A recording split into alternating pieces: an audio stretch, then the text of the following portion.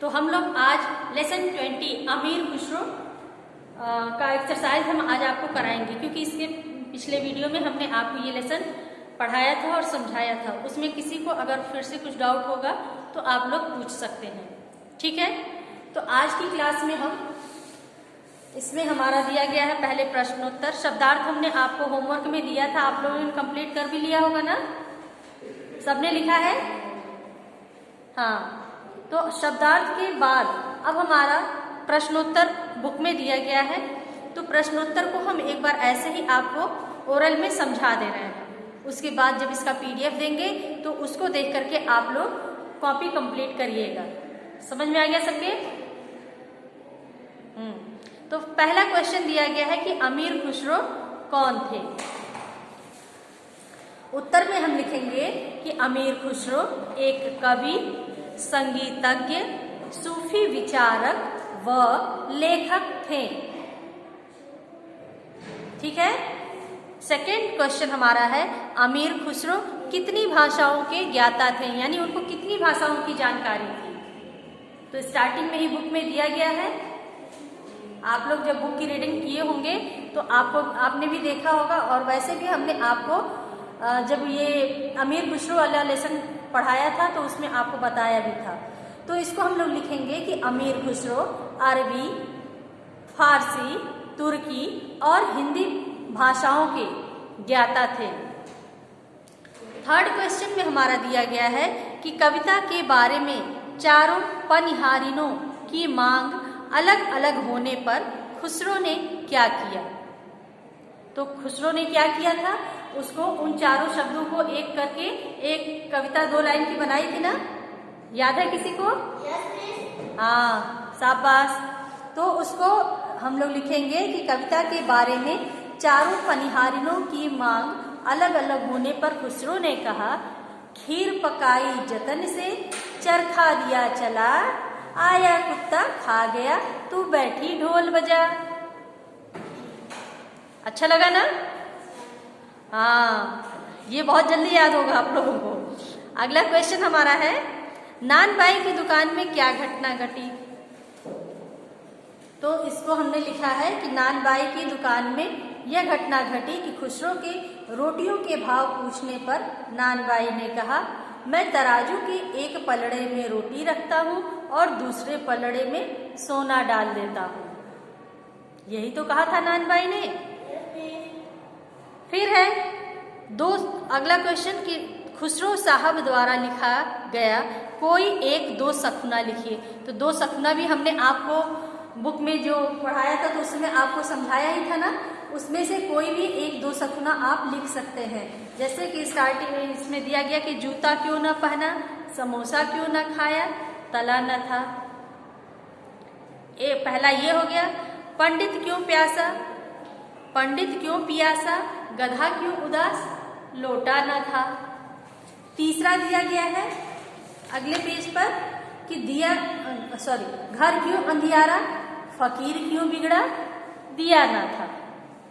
तो ये हमारा 3-2 सपना इसमें उदाहरण के रूप में दिया गया है, लेकिन इसमें से हम एक ही कोई भी लिखेंगे। अब इसके बाद से दिया गया है कि नीचे दिए गए अमीर खुसरो की 2 सपने का आशय स्पष्ट करो। तो इसको आशय यानी इसका अर्थ, आशय का अर्थ होता है कि इसका हमको अर्थ बताना होगा कि इस 2 सपनों का अर्थ क्या होगा।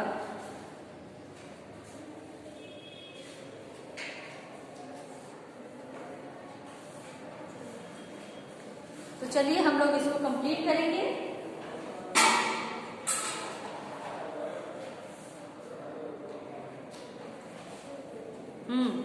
तो पहला 2 सपना दिया गया है, जूता क्यों ना पहना, समोसा क्यों ना खाया, तला ना था।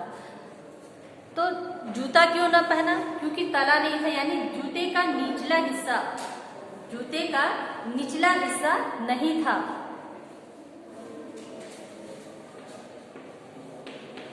जूते का निचला हिस्सा न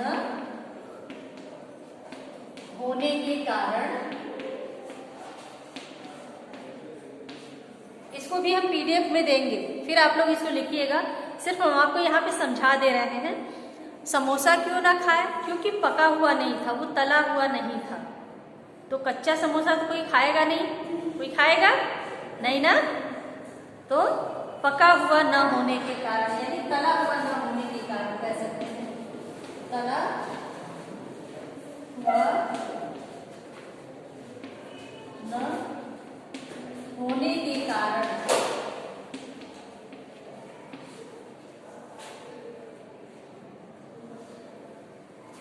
फिर दूसरा दोष दिया गया है कि घर क्यों अंधियारा, फकीर क्यों बिगड़ा, दिया न था।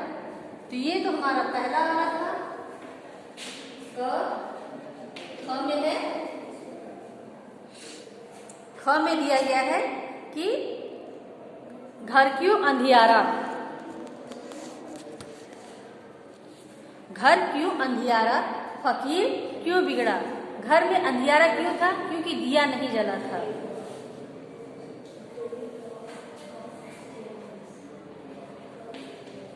दिया न जलने के कारण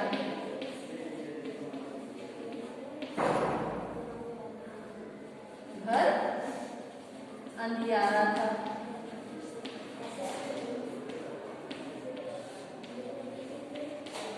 और फकीर क्यों बिगड़ा? क्योंकि उसको मांगने पर न मिला, इसलिए वो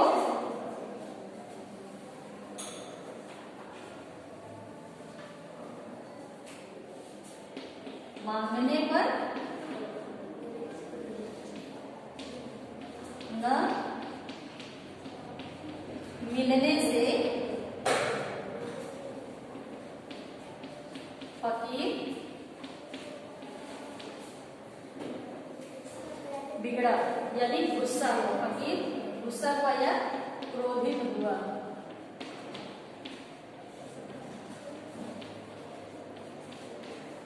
यहां तक का आपको दिखाई दे रहा है? हाँ। तो अगला है थर्ड क्वेश्चन हमारा, सही गलत पर चिन्ह लगाना है। जो कथन सही है उस पर सही का निशान, और जो कथन गलत है उसके सामने गलत का निशान लगाना है। तो पहला दिया गया है क में, खुसरो तुर्की और फारसी भाषा नहीं जानते थे। तो ये वाक्य सही है या गलत? गलत, शाबाश। थर्ड क्वेश्चन था ना इसमें का, पहला है गलत। दूसरा, खुसरो की कविता 100 साल पुरानी है, सही या गलत? नहीं मालूम? सही है, क्योंकि वो अभी की लिखी हुई नहीं है, वो तो बहुत पहले की लिखी हुई है। तो वो तो 100 साल हो भी गए, उससे भी अधिक हो गए। तो इसलिए दूसरा क्वेश्चन हमारा सही है। तीसरा, खुसरो ने 2 सपने लिखे जिनमें 2 या 2 से अधिक बातों का एक ही उत्तर होता था, सही या गलत? सही है, शाबाश। इधर हम लिखते हैं इसको, तीसरा है ये, सही है। चौथा यानी घ में है, नानबाई ने खुसरो को नहीं पहचाना, सही या गलत? गलत। नानबाई ने खुसरो को पहचान लिया था, तभी तो उसे रोटी का भाव सोने के भाव के हिसाब से बताया था। समझ में आ गया सबके? पहला गलत, दूसरा सही, तीसरा सही, चौथा गलत। सबने ट्रिक कर लिया है अपनी अपनी बुक्स में?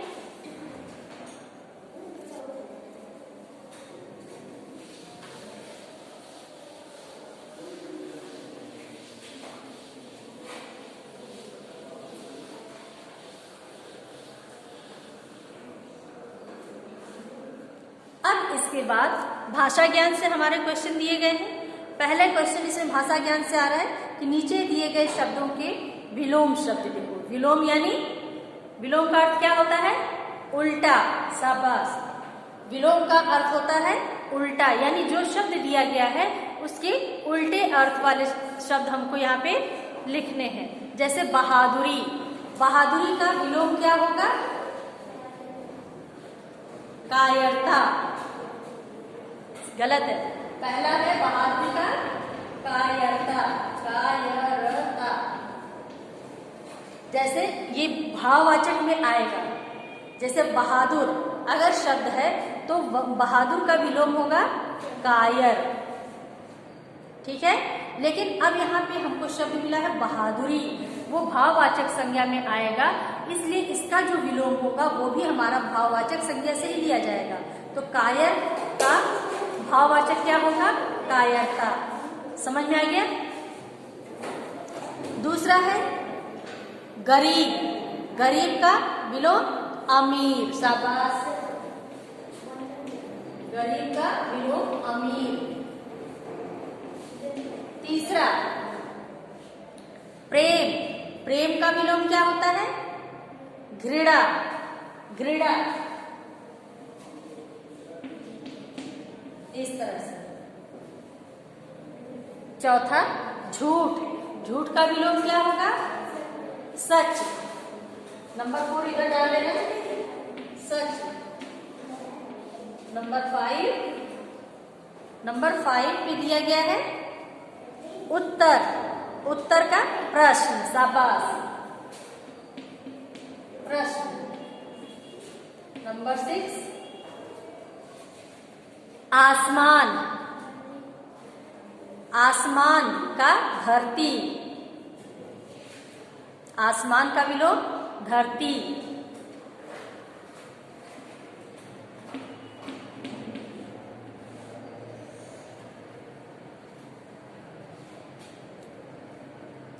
अब अगला क्वेश्चन हमारा है अनेकार्थी।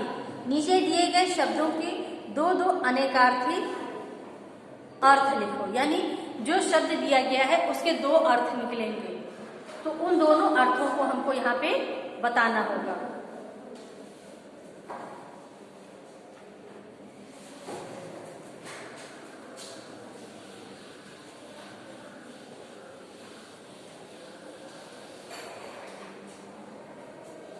पहला दिया गया है भाग, इस तरह से पहला दिया गया है भाग, एक शब्द दिया गया भाग।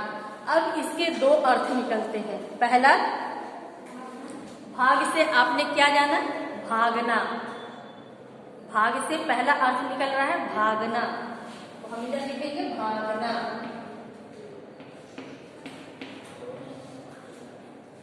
दूसरा अर्थ होता है हिस्सा लेना, यानी भाग लेना या हिस्सा लेना। मान लीजिए कोई कंपटीशन हो रहा है तो उसमें आप पार्टिसिपेट करेंगे तभी तो उसको जानेंगे, तो उसी का ये हिंदी अर्थ होता है हिस्सा लेना।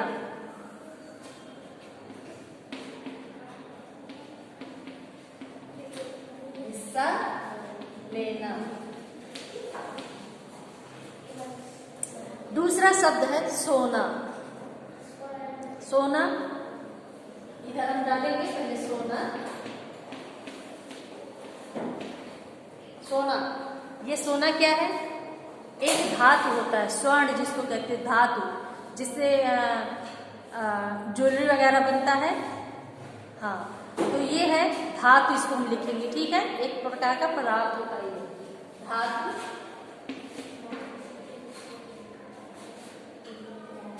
ब्रैकेट में इसको स्वर्ण भी लिख सकते हैं ताकि आपकी समझ में आसानी से आ जाए। दूसरा होता है इसका अर्थ नींद से सोना। मान लीजिए आपको नींद आ रही है तो आप सो जाते हैं ना, तो उसको हम लोग इधर लिखेंगे नींद में सोना। नींद में सोना। समझ में आ रहा है? फिर है लोटा। अब यहाँ पे लोटा का भी दो अर्थ निकल रहा है। पहला अर्थ क्या होगा? हाँ, और दूसरा बताते हैं। पहले इधर हम लिखेंगे लोटा, लोटा हो गया। अब लोटा का दो अर्थ है। पहला लोटना, जैसे वो गधा वाला था, गधा क्यों उदास था? क्योंकि उसको पानी या मिट्टी कीचड़ में लोटने के लिए नहीं मिला था, इसलिए वो उदास। तो यहाँ लोटा का पहला अर्थ हम लिख रहे हैं लोटना।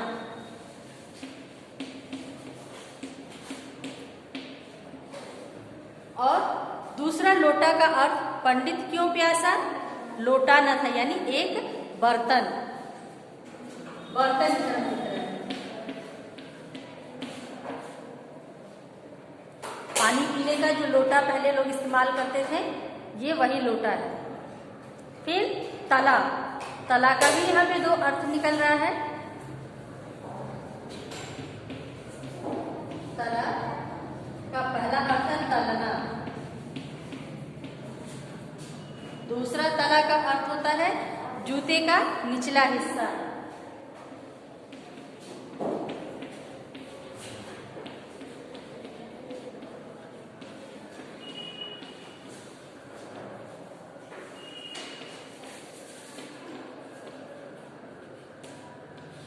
जूते का निचला हिस्सा आपने लिख लिया, जूते का निचला हिस्सा। अगले पेज पर हम लोग आएंगे। अभी और भी सारे दिए गए हैं यहाँ पे शब्द हमको। पहला है इसके बाद अगले पेज पर से जो हम देखेंगे वो है पहला डाल। इधर लिखेंगे डाल। अब यहाँ पे डाल शब्द के भी दो अर्थ निकलेंगे। पहला डालना, किसी भी चीज को डालना, ठीक है। पानी को बाल्टी में डाल दो, समझ में आया। एक पहला अर्थ हो रहा है डालना।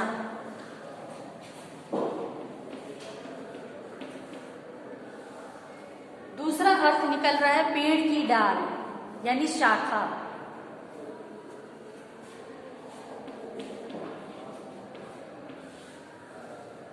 इस तरह से हार, हार पहले इधर हम लिखेंगे।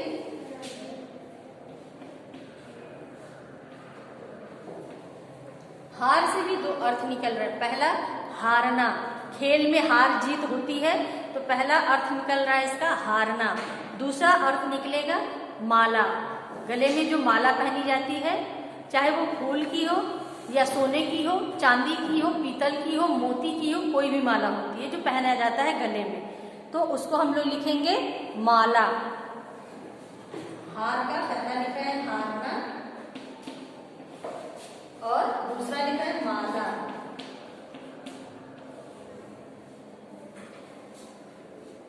दिया, दिया का भी दो अर्थ निकल रहा है। ऊपर में हम लिखे, ऊपर का इरेज करना है।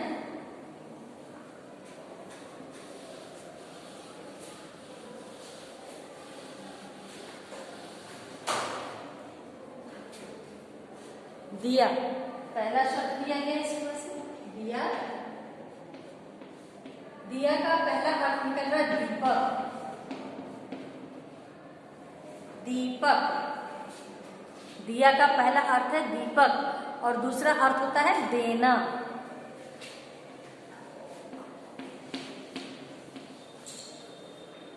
इसके बाद है फूट। फूट का भी दो अर्थ निकलेगा, पहला फूटना और दूसरा है मतभेद। फूट का पहला अर्थ है फूटना और दूसरा है मतभेद।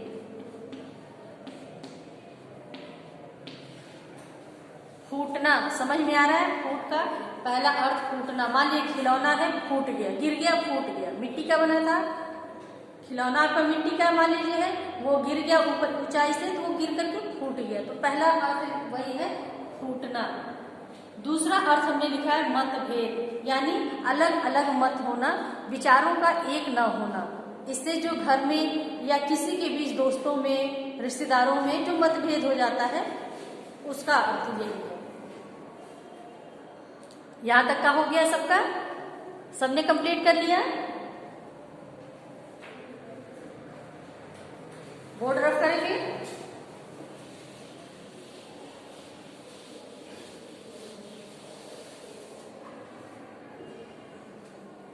अब इसके बाद से तीसरा इसमें प्रश्न दिया गया है कि संबोधन कारक किसी को पुकारने या चेतावनी आदि देने में संबोधन कारक होता है। जैसे हे बालक, पुस्तक पढ़ो। ये एक ही वाक्य है, लेकिन उस बालक को संबोधित किया जाने के कारण यहाँ पे संबोधन वाला शब्द का प्रयोग किया जाएगा। तो अब यहाँ पे नीचे उसी तरह से दिया गया है कि उसी तरह से हे, अरे, ओ आदि भी संबोधन चिन्ह वाले शब्द है ये। अब कहा जा रहा है कि नीचे लिखे अधूरे वाक्यों को संबोधन कारक लगाकर पूरे करो। तो पहला दिया गया है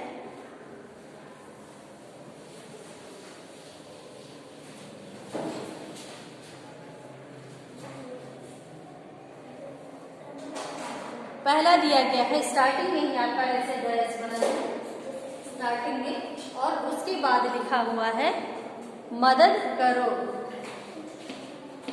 मदद करो। ठीक है, इस तरह से लिखा गया मदद करो। अब यहाँ पे हमको संबोधन वाले शब्दों का प्रयोग करना है। तो मैंने अब यहाँ पे मदद करो। अब आप मदद करने के लिए किसी को तो बुला रहे हैं, किसी को बुलाएंगे। अरे मदद करो, अरे मेरी मदद करो। या आप किसी को नाम से भी संबोधित कर सकते हैं, होता है ना, आप गिरते हैं किसी को बुलाते हैं मदद के लिए। तो यहाँ पे हम लिखेंगे अरे, इस तरह से अरे। यह हमारा अरे जो शब्द होता है वो संबोधन शब्द है। तो यहाँ पे आप चाहें तो मेरी भी शब्द को लिख सकते हैं। अरे मेरी मदद करो। आप नहीं भी लिखेंगे मेरी शब्द तो भी चलेगा, लेकिन अरे ये जो शब्द आया इसके साथ हमको ये संबोधन वाले चिन्ह का प्रयोग इस तरह से करना होगा। समझ में आ गया? संबोधन वाले चिन्ह का प्रयोग करना पड़ेगा। अब यहाँ पे आप देख रहे हैं कि यहाँ अगर हमने मेरी लिखा है, अरे के बाद मेरी, आप चाहे तो इसको नहीं भी लिखेंगे तो भी ये सही, अरे मदद करो। ठीक है। दूसरा है, फिर स्टार्टिंग में ही आपका डैश दिया गया है और उसके बाद शांत रहिए।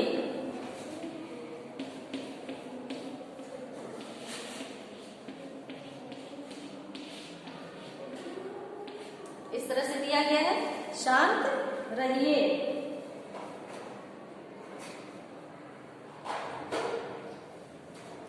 अब यहाँ पे शांत रहिए और उसके पहले जो अंडरलाइन किया गया है, यहाँ पे हमको जो शब्द भरना है वो संबोधन वाला शब्द ही होगा। तो हमने लिखा है कि हे महानुभाव, हे महानुभाव, महानुभाव। अब यहाँ पे हम इस तरह से विस्मय वाले चिन्ह का प्रयोग करेंगे। हे महानुभाव, यहाँ संबोधित किया जा रहा है, वो हमसे काफी बड़े हैं, उनको आदर देने के लिए हमने महानुभाव शब्द का प्रयोग किया है। ठीक है। तीसरा भी हमारा इसी तरह से स्टार्टिंग डैश है और अंत में लिखा गया है चित्रों को ध्यान से देखो। चित्रों को ध्यान से देखो। इस तरह से हमारा आधा वाक्य दिया गया है। अब यहाँ पे जो खाली जगह दिया गया है, इसमें हमको संबोधन वाले शब्द का प्रयोग करना है। तो हम लिखे हैं ओ बच्चों, चित्रों को ध्यान से देखो। ओ, यहाँ पे हम डाल दे रहे हैं बच्चों, क्योंकि यहाँ पे हमने बच्चों को संबोधित किया है और यहाँ पे हम विस्मय वाले इस चिन्ह का प्रयोग कर रहे हैं, क्योंकि यहाँ पे चित्रों को देखने के लिए कहा जा रहा है। तो मान लीजिए हम आपको यहाँ पे पढ़ा रहे हैं और बुक को ऐसे करके दिखा रहे हैं, ठीक है, और कह रहे हैं कि इसको ध्यान से देखो। तो हमने किसको कहा? आपको कहा। आप बच्चे हैं, हम क्लास में आपको पढ़ा रहे हैं, उस दौरान हमने आपको कहा कि देखो इस चित्र को ध्यान से देखो। तो हमने यहाँ पे इसीलिए ओ बच्चों संबोधन वाले शब्द का प्रयोग किया है कि ओ बच्चों, चित्रों को ध्यान से गया आपका। अब इसके बाद बारी आती है उच्चारण अभ्यास का। तो ये आप मेरे साथ इसको दोहराते जाइए। पनिहारी, फरमाइश, पियासा, अविस्मरणीय, तला।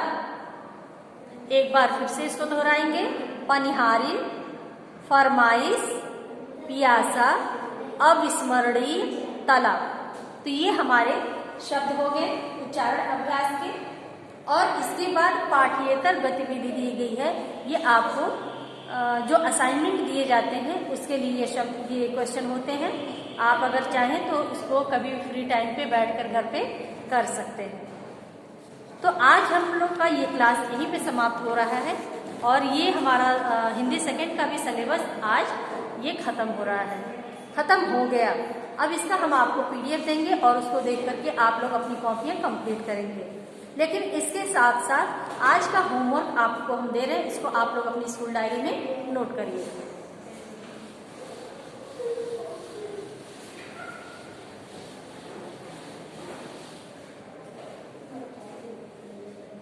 होमवर्क में हम आपको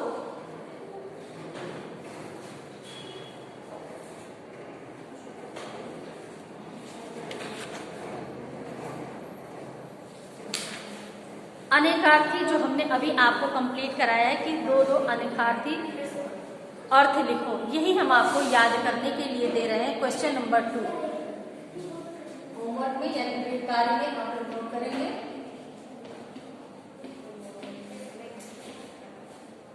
क्वेश्चन नंबर 2, नीचे दिए गए शब्दों के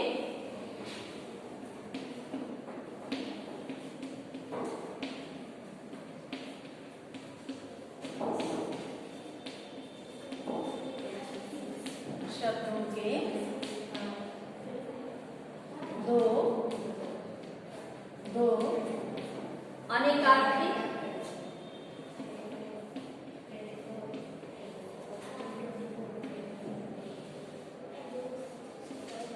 अर्थ लिखो।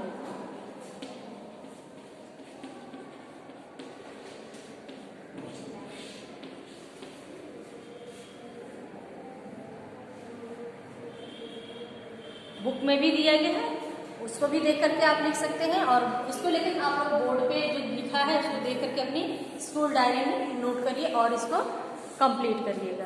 तो ये हमने इसको हम याद करने के लिए दे रहे हैं। अनेकार्थी अर्थ को यहाँ पे लिखो की जगह पर लिख रहे हैं याद। अनेकार्थी अर्थ याद कीजिए, याद कीजिए। इस तरह से समझ में आ गया आप सबके?